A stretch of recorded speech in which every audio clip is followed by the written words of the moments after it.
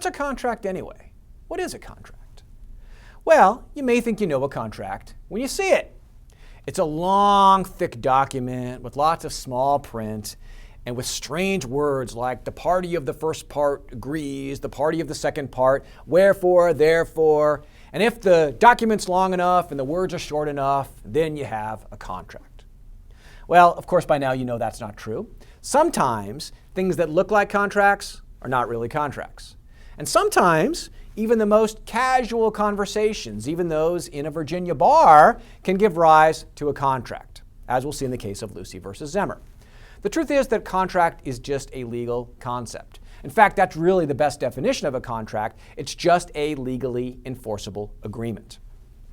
Now, this is only a starting point, right? This is only the starting point.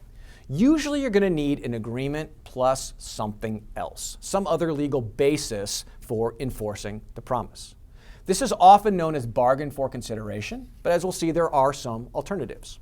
So for example, I promise to give you $1,000 next week, and you say, okay, great, I accept. Is this a contract? It's not. That's just a gift promise from me. There's an agreement, but that additional legal basis for enforcing the deal is lacking. That's not a contract. Compare that with the following. I promise to give you $1,000 next week if you promise to give me your car. And you say, sure, that sounds good.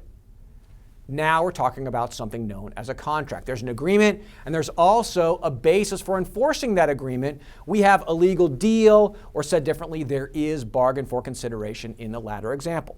We'll talk much more about that in the lectures on consideration.